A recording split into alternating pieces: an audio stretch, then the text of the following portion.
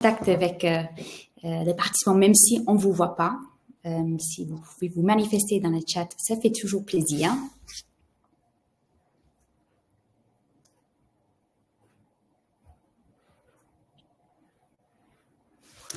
Bonjour Marine, bonjour Karine. Salut Marc, salut Edouard. Bonjour à tous. Super, il y a beaucoup de monde, ça fait plaisir. J'espère que vous avez profité de cette journée riche de Parlons RH. On est ravis avec Nicolas de clôturer cette belle journée. Je m'appelle Stacy Bignon et je suis la directrice communication et marketing de Pollen. Aujourd'hui, on va parler de ChatGPT au service des talents, transformer le développement de vos équipes avec l'IA générative. Avant qu'on aille un peu plus en détail du contenu, je tiens à préciser que malgré les titres sur ChatGPT, les frameworks que Nicolas va vous apprendre aujourd'hui sont applicables à d'autres outils comme Copilot, comme Claude, comme Gemini. Donc, si vous n'avez pas de ChatGPT, pas d'inquiétude, les mêmes méthodes peuvent être appliquées aux d'autres outils. Un petit mot sur Pollen. Pollen est une plateforme de formation qui permet d'apprendre tout au long de la vie, de sa vie professionnelle, aux côtés des meilleurs experts, nos trainers de professionnels en poste, comme Nicolas Wagner. On organise des sessions de formation, c'est des secteurs variés qui varient de marketing, produits, tech, RSE, RH bien sûr, mais surtout IA, data et leadership, ce sont nos sujets où on est le plus fort. Nos sessions de formation sont toujours en direct, parfois en présentiel, parfois en distanciel, mais toujours interactives et ancrées dans le concret.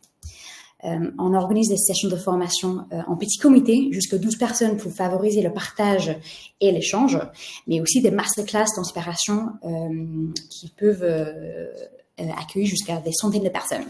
Et aujourd'hui, on a lancé notre Académie IA pour former toute l'entreprise, du COMEX jusqu'au collaborateur à l'intelligence artificielle. Le sujet du jour qu'on va traiter avec Nicolas. On a désormais 250 formateurs, dont Nicolas, qui font partie de communauté Pollen aujourd'hui. Et Nicolas, il est un de nos traîneurs historiques là depuis 2023. Et aujourd'hui, on va avoir une condensée de sa session Pollen qui dure, il me semble, Nicolas, c'est 4 heures, ta session Pollen habituelle. C'est bien ça. Je suis ravie de t'accueillir, Nicolas. Nicolas, tu es DRH, tu étais jusqu'à il n'y a pas très longtemps le DRH de 360 Learning et aujourd'hui tu es DRH part-time. Je te laisse te présenter, tu le ferais sans doute mieux que moi. Oui, alors bon, on va peut-être pas lire tout le slide, mais bon, en gros, effectivement, aujourd'hui, je suis ce qu'on appelle un slasher. Ça, je fais du DRH à temps partagé, du conseil, du mentorat, de la formation. Mon background, c'est, on va dire, une douzaine d'années dans des grands groupes, dans la banque, dans l'énergie, en France, à l'étranger, et une douzaine d'années dans des boîtes du Next 40 et du French Tech 120, donc vraiment dans la French Tech. Donc j'ai été DRH de 3 entreprises et donc actuellement je travaille avec Pollen sur les sujets de formation IA et je suis aussi DRH à temps partagé de ZenChef, une société SaaS qui travaille pour la restauration. Et ça fait très très longtemps que moi je suis vraiment un technophile.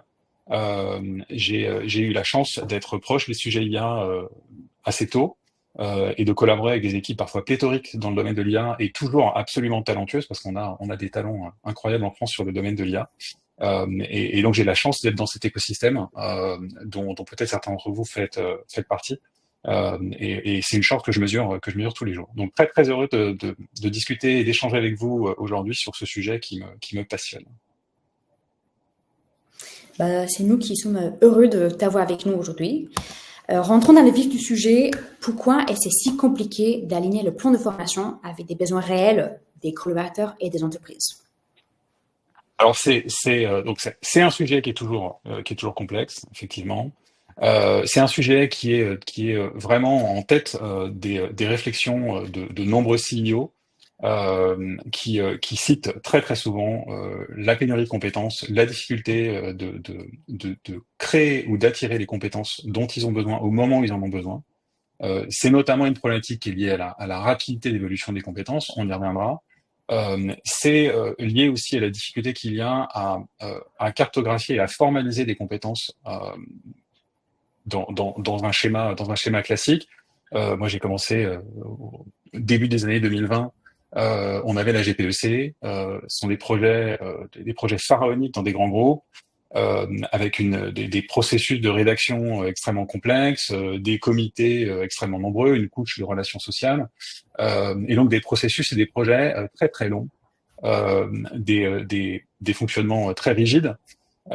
Et donc aujourd'hui des modes de fonctionnement qui semblent complètement en vent contraire par rapport aux besoins et aux nécessités de flexibilité. Donc la Gen AI, ce qu'elle nous permet de faire aujourd'hui, c'est d'accélérer une grande partie de la production de ces modèles de compétences, et c'est de ça dont on va parler notamment ce soir.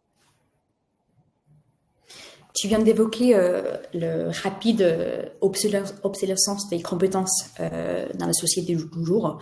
Est-ce que tu peux aller un peu plus loin dans ces phénomènes et des conséquences, notamment pour les RH? Alors, il y a des stats sur le sujet, hein. Donc là, on parle 18 à 24 mois. C'est la durée de vie d'une compétence aujourd'hui. Alors, à mettre en regard avec la même mesure faite en 87, qui ressort une durée de vie des compétences de 30 ans. Bon, l'idée, c'est pas tant de se dire est-ce que cette statistique, elle est solide, mais simplement de souligner qu'il y a une accélération qui est incontestable, qui est essentiellement liée à la prédominance du numérique dans nos modes de travail. Et pour prendre une illustration, typiquement, si on regarde les technologies et la rapidité à laquelle différentes technologies au fil du temps, euh, le temps qu'ont pris ces technologies pour arriver à 100 millions d'utilisateurs dans le monde, si vous prenez le téléphone, il a fallu 75 ans pour que le téléphone arrive à 100 millions d'utilisateurs. Le téléphone mobile, c'était déjà 16 ans. Internet, 7 ans. Prenez une application comme Twitter, 5 ans. Candy Crush, beaucoup plus rapide, 2 ans. TikTok, 9 mois. Et ChatGPT, il a fallu 2 mois pour qu'il y ait 100 millions d'utilisateurs sur ChatGPT.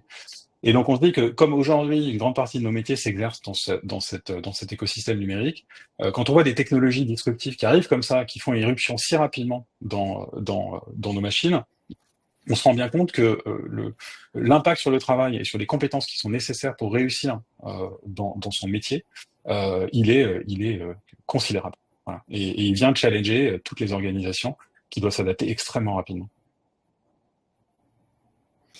Et du coup, est-ce que le Gen AI, est-ce qu'elle va vraiment changer la donne? Qu'est-ce qu'elle va Alors, permettre de faire? Alors, elle change complètement la donne parce qu'elle va nous permettre, sur les projets de compétences en particulier, mais aussi plus largement sur de nombreux sujets, elle va nous permettre de personnaliser à grande échelle. Elle va nous permettre de mettre à jour nos modèles, nos projets extrêmement rapidement et facilement. Et elle nous permet aussi d'accéder à une expertise qui est soit inexistante, soit rare. Et c'est une fois encore particulièrement vrai sur les projets de compétences, où pour rédiger un référentiel, on va devoir s'appliquer sur des experts maison. Et ces experts maison, c'est souvent le goulot d'étranglement sur les projets de compétences. On peut remplacer les phases initiales, au moins, du travail et de la collaboration avec ces experts internes par un travail avec les intelligences artificielles. Et donc c'est pour ça vraiment que le projet compétences, les sujets compétences sont une très très bonne utilisation de l'IA générative. Regardons maintenant ton expérience chez 360 Learning, c'est que tu as réussi à mettre en place avant l'arrivée de ChatGPT, et ensuite c'est que ChatGPT et les Gen AI a vraiment changé pour toi au sein de 360 Learning. Je suis arrivé chez 360 Learning donc en début 2019. Assez vite, et puis comme la boîte était en croissance rapide, il a fallu construire un référentiel de niveau pour structurer différentes politiques, notamment les politiques de rémunération, mais aussi les politiques de carrière. On a commencé par un modèle très générique qui était basé sur des critères assez abstraits en réalité, qui ressemblaient plus à des méthodologies de pesée de poste comme on peut les voir en Compenbel.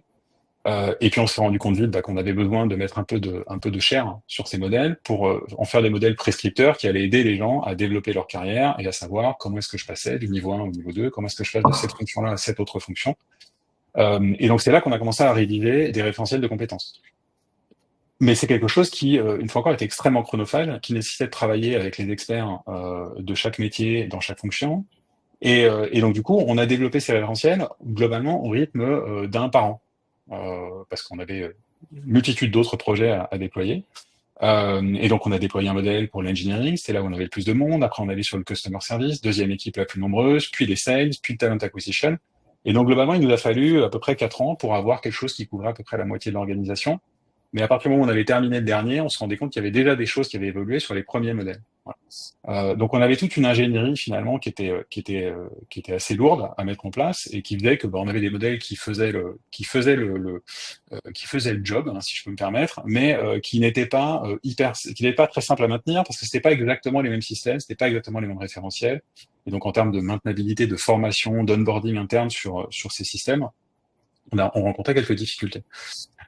Ce que l'IA générative a apporté, c'est la possibilité de rédiger in fine en un instant des référentiels de compétences qui étaient, on va dire, à 80% ce dont on avait besoin, mais qui libéraient complètement nos experts internes de cette première phase de rédaction qui est extrêmement douloureuse dans des projets de référentiels de compétences.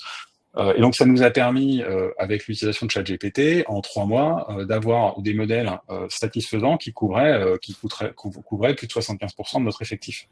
On a quand même évidemment utilisé les experts internes pour à la fois légitimer les modèles, valider les modèles avec on va dire, les niveaux d'attente, la structure d'organisation de 360 Learning, et puis aussi fixer le niveau d'ambition, parce que c'est pas l'IA qui va vous dire quel est le niveau d'ambition que vous voulez avoir dans votre organisation, elle peut vous fournir une échelle, mais pour ce qui est de décider quel poste doit être à quel niveau de l'échelle, je pense qu'il n'y a rien de mieux que l'intervention humaine, parce qu'une fois encore, c'est un choix qui va avoir un impact significatif sur la rémunération des gens, la carrière des gens, et une fois encore, aujourd'hui encore, les collaborateurs ont besoin de sentir qu'il y a un humain dans la boucle. Et d'ailleurs, c'est une notion sur laquelle on reviendra. Garder un humain dans la boucle sur tous vos projets IA, c'est fondamental.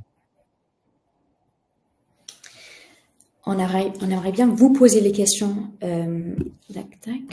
On va passer au premier sondage parce qu'on sait que c'est pas forcément évident pour vous, pour tout le monde, de rester engagé à 18h15 un jeudi soir. Donc, on aimerait bien faire en sorte que cette webinaire soit le plus interactif possible, comme dans une session normale pour Pollen. Donc, on a une première question. Quel est aujourd'hui votre principal défi d'information? On vous laisse voter. On vous donne 20 secondes pour mettre vos choix. Et après, on va regarder ensemble les résultats.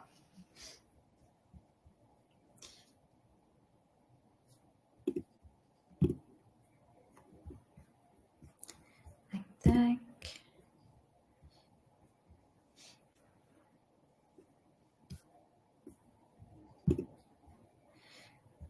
Ok. Mathilde, est-ce que les participants ils voient le sondage? Ou est-ce qu'il faut seulement dans l'équipe peut poser le sondage? Je ne sais pas si vous pouvez voir les résultats. On peut commenter, hein. Ouais, je pense qu'on Aujourd'hui, va là, faire ça. 29% adapter les formations au profil et les métiers, 26% mesurer l'impact réel des parcours, 21% manque de temps de ressources internes, 16% impliquer, engager les apprenants et 8% identifier précisément les besoins de terrain. Ça bouge encore un petit peu, mais globalement, adapter les formations au profil et métiers et mesurer l'impact réel des parcours sont les deux items qui ressortent le plus.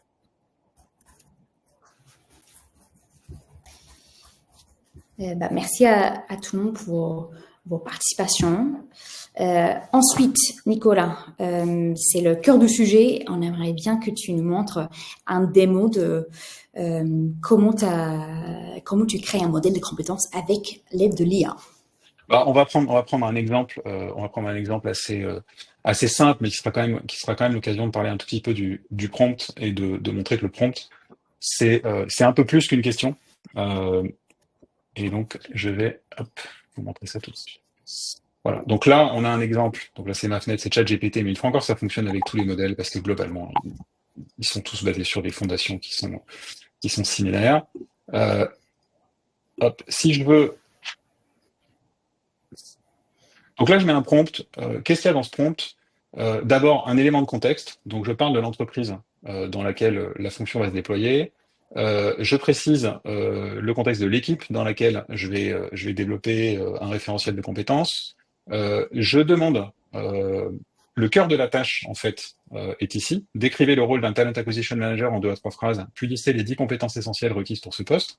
Par contre, derrière, je donne un certain nombre de précisions qui sont importantes pour avoir un objectif, un objet final qui correspond à ce que j'attends. C'est-à-dire, je lui demande de présenter ses compétences sous forme d'un tableau avec les compétences en ligne et 5 colonnes distinctes, l'une étant le nom de la compétence, la description de la compétence, ensuite une description pratique de la compétence à un premier niveau, jeune diplômé, à un deuxième niveau intermédiaire et un troisième niveau senior. Et je précise que je veux que chaque description inclue des exemples concrets et réalistes adaptés au niveau de compétences indiqué. Voilà. Avec ça, j'ai fourni suffisamment de précision et je pourrais aller plus loin. Je pourrais fournir des exemples assez nombreux. Alors là, il me le met en Canva. Hop. Mais ça fonctionne quand même. Donc ça, c'est ce que vous avez la fenêtre à gauche, c'est une fenêtre de collaboration. Ça permet de retravailler après directement sur le document sans avoir à relancer tout le prompt. Ça, c'est une fonctionnalité que vous n'aurez pas nécessairement. Et donc là, on voit que le modèle nous produit un référentiel de compétences sur 3 niveaux pour un rôle de Talent Acquisition Manager. Évidemment, si on veut construire un référentiel de compétences complet à l'échelle d'une fonction, voire à l'échelle d'une organisation, on va développer un prompt qui va être encore plus évolué, puisque des prompts peuvent tout à fait représenter plusieurs pages avec des annexes, des documents attachés, pour coller au plus près à votre objectif initial. Mais vous voyez déjà qu'avec quelque chose qui fait à peu près 3-4 paragraphes, on arrive à avoir un résultat qui est qualitatif. Voilà, donc ça c'est un exemple de prompt qui fonctionne assez bien. C'est assez impressionnant de nous montrer ça. N'hésitez pas à nous partager vos retours si vous avez des questions. On pourrait essayer de les traiter pendant le webinaire et sinon à la fin, pendant la partie questions qu'on va dire à la fin du webinaire. Ensuite, est-ce qu'on peut aller un peu plus loin, de générer un plan de développement pour des collaborateurs des équipes? Absolument. Alors, je vais revenir. Je vais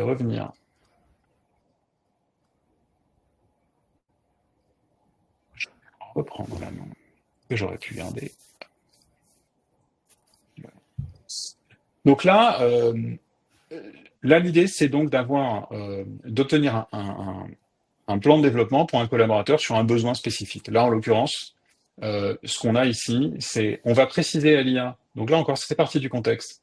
Tu es une IA de développement personnel qui aide les collaborateurs d'une entreprise à développer leurs compétences. Tu t'appuies sur les dernières connaissances en matière de pédagogie pour formuler des recommandations. Tu utilises un langage simple et direct, tu t'exprimes de manière concise. J'aime bien mettre la concision comme une condition de l'expression parce que les IA peuvent être extrêmement verbeuses. Alors c'est de moins en moins vrai, mais ça reste quand même des modèles qui ont tendance à écrire beaucoup, beaucoup. Propose-moi un plan d'action pour le manager d'une équipe service client d'une entreprise de logistique qui souhaite développer ses capacités à donner un feedback constructif. Donc là, on est vraiment dans la tâche. Okay, et ensuite, dans les instructions, je lui demande d'avoir un plan d'action qui comporte une douzaine d'actions échelonnées sur 6 mois. Je précise que les actions doivent être spécifiques, cadrées dans le temps, inclure un mix de mentorat, cours, projets, missions, tâches à réaliser, lecture et autres. Et la plupart des actions doivent être peu coûteuses. Et donc, je lui envoie ça. Et donc, il va me donner un plan qui sera, alors, c'est jamais tout à fait la même réponse. Hein. Vous pouvez poser exactement la même question à une IA de la même manière, au même moment, et vous pouvez encore avoir des réponses qui sont différentes, puisque le modèle est probabiliste et pas déterministe. Mais on a un plan qui est développé, qui est équilibré. On pourrait lui demander de citer une vingtaine d'actions. Hein. C'est ça qui est intéressant avec les IA génératives, c'est que si vous demandez 20 exemples, vous avez 20 exemples. Si vous demandez 40 exemples, vous avez 40 exemples. Hein. Si vous êtes plutôt de ces personnes qui préfèrent faire le tri dans un foisonnement d'idées, et procéder par élimination, ça peut être une très bonne approche. Ce que vous pouvez aussi faire, c'est si vous voulez améliorer la qualité des réponses, vous prenez le même prompt, et on va voir si ça fonctionne cette fois-ci, mais vous rajoutez quelque chose qui est à la fin, qui est dire n'hésite pas à poser des questions si tu as besoin de plus de précision. Et là, en général, il ne le fait pas. Voilà, donc c'est intéressant. La dernière fois que j'ai fait ce prompt-là, il m'a posé 4 ou 5 questions sur OK, quel est le niveau de la personne, quel type d'équipe il manage, quel type d'exposition il a déjà eu aux formations sur le feedback. Voilà. Donc parfois il faut insister. Mais s'il estime qu'il peut cadrer, préciser davantage votre prompt, il va le faire en vous posant des questions. Bon, bah là, c'est un effet démo, ça marche pas, c'est comme ça arrive.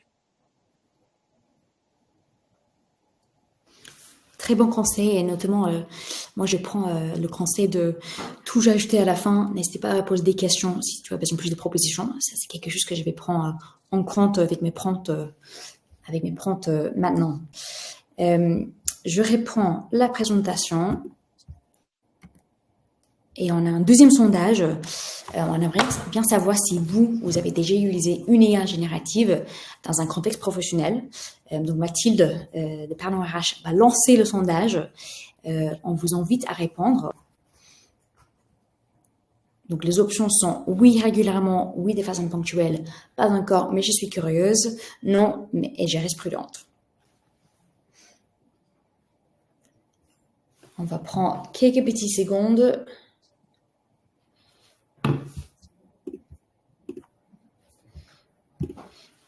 Et on commence à voir des résultats qui tombent. De nouveau, je suis pas sûre, je pense que vous devez aller sur l'onglet sondage en bas à droite pour regarder les résultats. Mais on a 51% qui utilisent déjà l'IA régulièrement, c'est bien, bravo. 34% de façon ponctuelle. Et pour l'instant, on a 14%, pas encore, mais je suis curieux. Et ce qui fait très plaisir, c'est qu'on a 0%, non, je reste prudent. Donc, c'est super, on est sur la bonne voie là. Oui, tout le monde est au moins curieux. Mais alors ceux qui le font régulièrement, vous avez tout compris, parce que le sujet, le focus numéro un sur l'IA générative, c'est de s'en servir, de s'en servir, de s'en servir.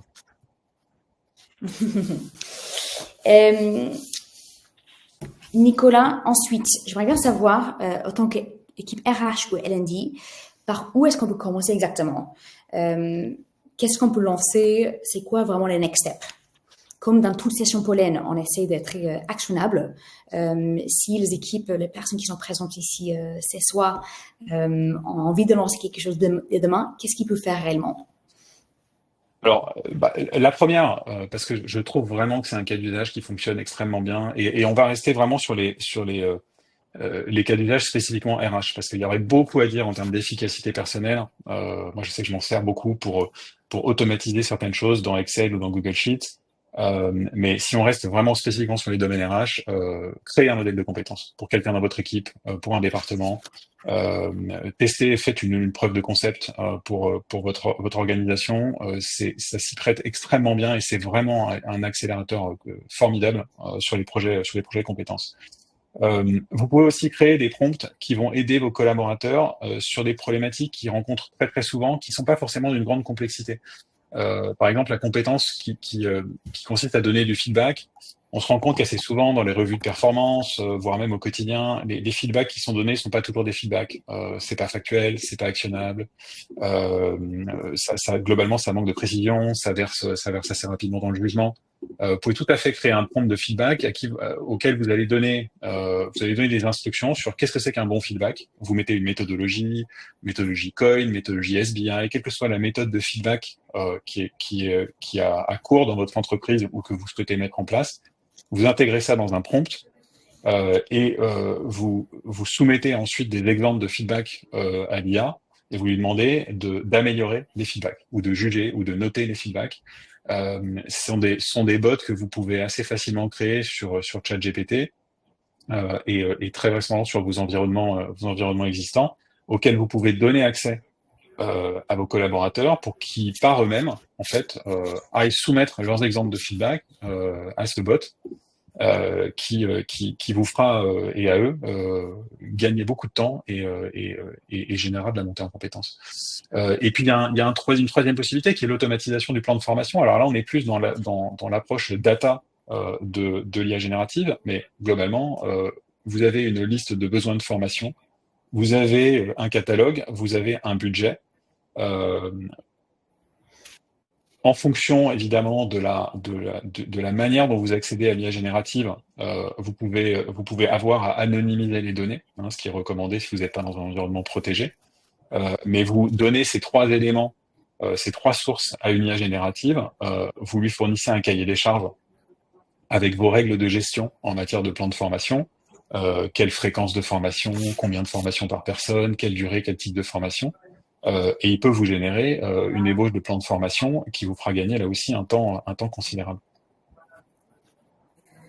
Donc tester ce type de cas d'usage, ça vous donnera aussi beaucoup d'idées pour une multitude d'autres possibilités. Quelles sont les erreurs courantes à éviter dès qu'on intègre IA dans son équipe ou dans son organisation? Alors une erreur, c'est de se contenter de la première réponse. On peut facilement demander à l'IA d'améliorer sa réponse. Et parfois, ça peut être quelque chose d'aussi simple que dire la réponse mais vraiment textuellement, la réponse que tu viens de me donner, c'est une réponse de niveau 1, donne-moi une réponse de niveau 2. Et l'IA va se challenger pour améliorer sa réponse. L'idée, c'est avant tout de garder l'esprit critique, hein, donc de rester dans la boucle. Il y a un petit piège avec l'IA, puisque l'IA va décupler les facultés d'un collaborateur isolé. Mais le risque, et en plus avec l'amélioration de la qualité des modèles, le risque c'est de se reposer un peu trop sur l'IA et de plus aller chercher les 5-10% de performance supplémentaires que seule la collaboration entre l'IA et l'humain peut apporter. Et plus les modèles vont être bons, plus il va être difficile de garder cette discipline, d'aller toujours challenger les modèles, qui restera néanmoins une nécessité absolue. On a pas mal d'études qui montrent l'impact de l'intégration des IA sur la performance d'équipe. On ne peut pas se reposer uniquement sur l'intelligence artificielle. L'IA fait monter le niveau moyen, mais elle peut avoir tendance à faire baisser le niveau des top performers si ces top performers se reposent un peu trop sur l'intelligence artificielle. Donc ne jamais sous-estimer le biais, toujours garder le contrôle. Et dans les organisations, surtout ne pas dissimuler le recours à l'IA. Hein. Aujourd'hui, on estime encore que 60 voire 70% de l'usage de l'intelligence artificielle par les collaborateurs d'une organisation est caché, alors pour de nombreuses raisons. C'est un énorme frein à la montée en compétences, c'est un énorme frein à l'élévation du niveau dans une organisation.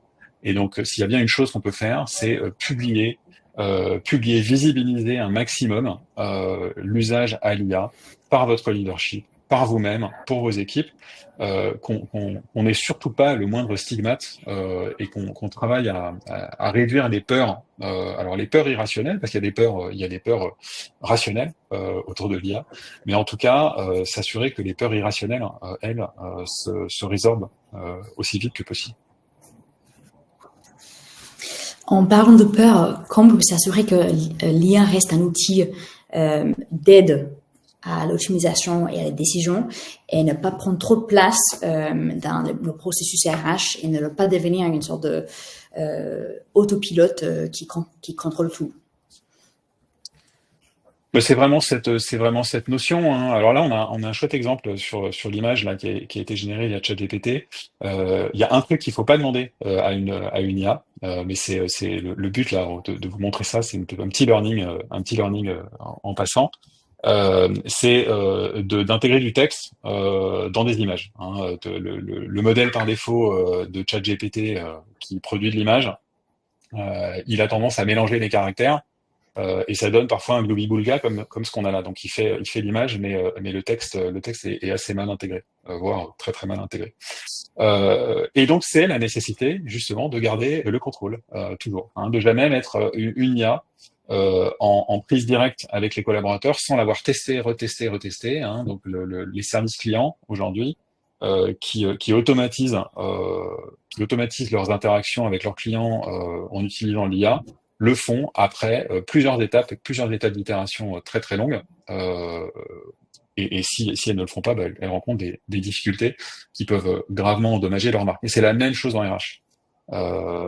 Si vous déployez des bots IA vis-à-vis de vos collaborateurs, c'est quand même votre responsabilité qui est engagée, c'est votre crédibilité qui est engagée. Et donc, vous commencez par des cas d'usage qui sont peu dangereux. Vous annoncez bien le niveau de maturité de ce que vous êtes en train de proposer. Et vous vous assurez de garder le contrôle et des boucles de feedback sur ce qui se passe dans l'interaction entre vos utilisateurs et vos modèles d'IA. Hein, l'humain dans la boucle, fondamental. Et ça fait partie de l'apprentissage aussi de tout un chacun sur l'utilisation des LLM, qui est vraiment quelque chose qui est work in progress. Hein, je suis désolé pour les anglicismes, mais globalement, les modèles évoluent sans cesse, beaucoup beaucoup plus vite qu'on arrive à les assimiler. Et c'est uniquement en les utilisant tous les jours qu'on va garder une capacité on va dire, surfer la vague sans se faire emporter. J'aimerais bien inviter, s'il y a des questions dans la salle, n'hésitez pas à les poser maintenant. Il nous reste quelques minutes, on a 2-3 slides pour terminer. Mais si vous avez des questions, c'est le moment, n'hésitez pas. S'il y a un takeaway, Nicolas, pour le public ici aujourd'hui, pour GenAI au service de développement de talent, ce serait quoi selon toi? Je crois que je l'ai dit plusieurs fois, je vais le répéter parce que c'est vraiment important. C'est d'utiliser l'IA au quotidien. Utilisez-la dans le contexte professionnel, utilisez-la dans le contexte personnel. Gardez en tête que le modèle d'aujourd'hui est moins performant que le modèle de demain. Il se passera une semaine sans qu'un nouveau modèle soit annoncé qui outperforme les modèles existants. Retestez des choses. Un prompt que vous avez essayé il y a 6 mois, réessayez aujourd'hui, vous aurez sans doute des résultats qui sont significativement meilleurs. C'est important de comprendre que l'IA, même plus qu'un outil, c'est plus un équipier qui vous accompagne. Et donc, ça ne fonctionne qu'avec une pratique quotidienne, vu la rapidité à laquelle les choses évoluent aujourd'hui. Ok. On va passer à un donné sondage en attendant quelques questions. En fait, non. On a Edouard qui vient de nous poser une question. Merci, Edouard. Et qu'en est-il des enjeux écologiques liés à l'utilisation massive de l'IA? Est-ce que ça, c'est quelque chose qui t'est préoccupé chez 360 Learning? Ouais, ce serait super d'avoir ton avis là-dessus, Nicolas. Alors, je suis pas un expert du sujet, mais je pourrais probablement vous diriger vers des ressources intéressantes en la matière. Il y a clairement un poids énergétique considérable dans l'entraînement et l'utilisation des modèles. Et c'est sûr qu'on peut se demander si c'est la peine de faire tourner des data centers à toute blinde pour générer des filtres Instagram rigolos dans un SMS. Bon, ce qu'il faut quand même se dire, c'est qu'il y a plusieurs choses qui jouent en faveur des modèles. C'est la miniaturisation des modèles eux-mêmes, déjà, et suit c'est une pente rapide. L'optimisation des puces qui sont utilisées pour l'entraînement des modèles suit la même pente. Donc il y a vraiment il y a des gains d'efficacité sur l'utilisation énergétique qui sont considérables. Je vous dirigerai sur ce sujet-là sur la newsletter du CTO d'Alan qui s'appelle Intelligence humaine, qui est vraiment intéressante et qui, je pense, il y a un mois, a fait une livraison spécifique sur le sujet de l'IA et de l'empreinte écologique, qui, je pense, est une bonne porte d'entrée sur le sujet. Hein, mais c'est évidemment une préoccupation à garder en tête. Alors, je vois des questions aussi dans l'onglet questions. Ouais, si ça te va, je lance les questions de Muriel, Ouais, comme ça tout le monde peut la voir. Est-ce que la version que vous utilisez est payante? On parle de ChatGPT. Ce ChatGPT, quelle est la différence entre la version payante classique et la version pro qui fait 238 € par mois? Je te laisse répondre, Nicolas, mais en tout cas, moi, ma version à moi est payante, mais c'est sûr que c'est beaucoup moins cher que ça. Alors, je pense qu'on a la même, hein, Cécile. Donc, moi, j'utilise la version payante à 20 € par mois. Hein. La version payante Pareil à 20 ici. € par mois, elle me donne la possibilité de créer des GPT personnalisés, c'est-à-dire des mini-modèles de ChatGPT que je peux pré-prompter et dans lesquels je vais avoir du coup un modèle sur la job description, un modèle sur le plan de développement, un modèle sur le feedback, et j'ai pas besoin de reprompter les modèles, ni de copier-coller un prompt. Ils sont déjà paramétrés pour ce genre de choses. C'est très très pratique pour partager des choses au sein de l'organisation ou partager une fois encore des bots dédiés. La version à 238 par mois, je pense elle est surtout, elle permet surtout d'avoir accès à Deep Research sur ChatGPT qui est une nouvelle fonctionnalité, qui est vraiment un assistant de recherche qui va très très loin. Et globalement, c'est un accès prioritaire, parce que ce qu'il faut dire, c'est que sur la structure de ChatGPT, mais je pense que c'est la même chose sur les autres providers, plus on monte en gamme dans le modèle, plus on a accès au modèle tôt, plus on est prioritaire en cas de saturation des demandes, et plus on a une fenêtre de contexte qui est importante. C'est-à-dire, plus on peut donner d'instructions à un modèle dans le cadre d'un prompt. Hein. Donc, ce qu'il faut dire, c'est que globalement, plus vous payez, plus vous avez de chances d'être servi tôt sur les nouveaux modèles. Mais globalement, aujourd'hui, 20 euros sur ChatGPT, moi, je les retrouve très bien en tant qu'indépendant et consultant. Donc, vous l'avez entendu, vous pouvez transformer les développements de compétences de vos équipes avec le petit budget de 20 euros par mois grâce à ChatGPT. Et vous Merci pour pourriez cette même le question. faire vous pourriez même le faire pour 0 avec le modèle gratuit. Hein. C'est juste un peu moins confortable. Prochaine question. Comment sommes-nous assurés que les données sont sécurisées dans les cadres pro? Rien de pire que ça fuite. Alors ça, c'est un sujet clé. Globalement, il y a plusieurs considérations à prendre en compte, mais partez du principe que sur les modèles gratuits et le modèle à 20 euros, vos données on va dire, c'est un livre ouvert pour la formation des modèles. Hein. Globalement, sur ces tarifs-là, vos données sont accessibles, elles sont utilisées pour former les modèles. C'est pour ça que si vous utilisez ces modèles-là dans ces conditions-là, toutes les données que vous utilisez doivent être anonymisées et il ne faut pas y mettre des données confidentielles. Voilà. Donc moi, quand j'utilise de la donnée personnelle, j'anonymise tout. Voilà. Et je le fais assez peu. Voilà. Après, pour aller plus loin, les organisations peuvent passer sur un autre modèle, qui est un modèle API, avec une architecture de hosting qui va être GDPR compliant, qui va s'assurer que là, pour le coup, les données ne sont pas utilisées pour entraîner les modèles, mais on passe sur des modèles plus enterprise et qui du coup fournissent un plus haut niveau de garantie. Mais là, on parle d'un projet effectivement de construction de toute une architecture de sécurité et de compliance autour de l'usage de l'IA, qui est indispensable pour des organisations d'une certaine taille. Hein. Je pense que globalement, ce que moi je vous montre là, on reste au stade de l'expérimentation ou de la TPE ou petite start-up, mais quand vous commencez à partir sur des organisations de taille importante, il y a énormément d'enjeux qui se posent et il faut que vous construisiez toute une architecture si vous voulez vraiment avoir le confort d'utilisation de l'IA. Il faut que vous construisiez toute une architecture, il faut avoir de compliance IT et juridique.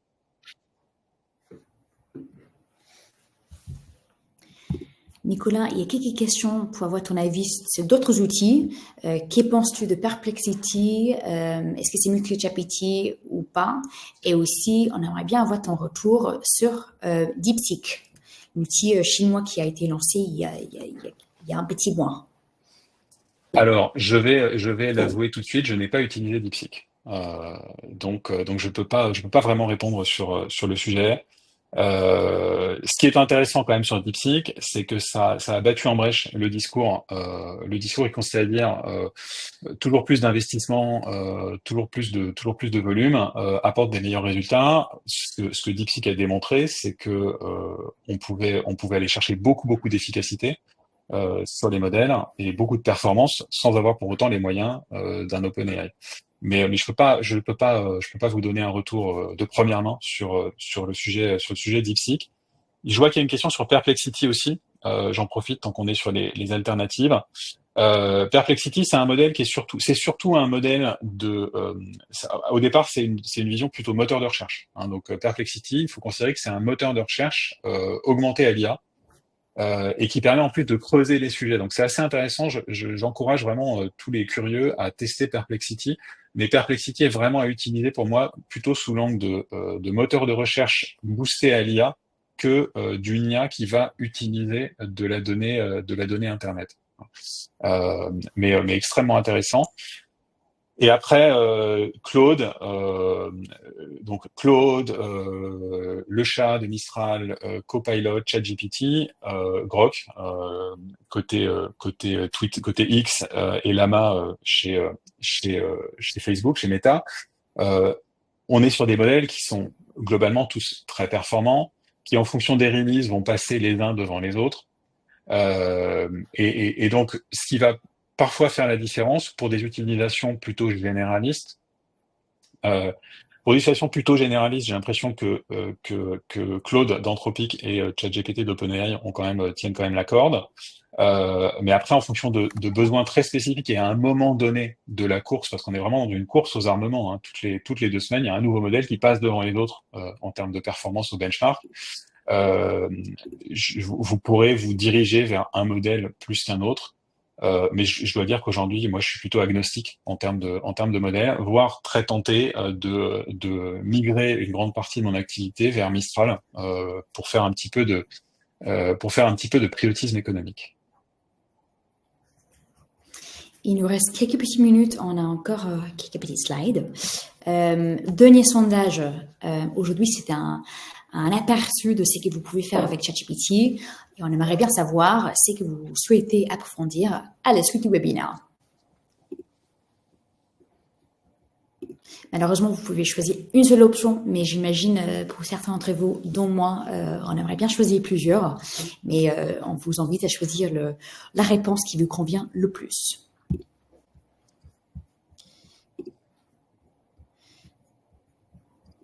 Je laisse 5-7 petites secondes.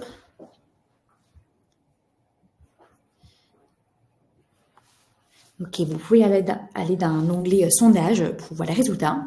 On voit que la plupart d'entre vous ont envie de mieux formuler vos prompts avec 55% et ensuite créer un modèle de compétences avec l'IA. C'est très bien parce qu'en améliorant vos prompts, vous allez pouvoir le faire. Et ensuite, on a 15% générer des plans de développement personnalisés et 3% échanger sur des enjeux de gouvernance. Et juste pour finir, Nicolas, tu as quelques outils clés que tu as l'habitude de partager avec tes apprenants dans tes sessions pollen. Je te laisse pitcher très rapidement ces trois ressources. Ouais, alors très rapidement, c'est vrai que moi j'aime bien les newsletters sur les sujets IA, ça permet de se tenir au courant. Et là, je propose trois versions qui correspondent à 3 rythmiques différentes sur le sujet IA. Il y a vraiment une newsletter qui est quotidienne.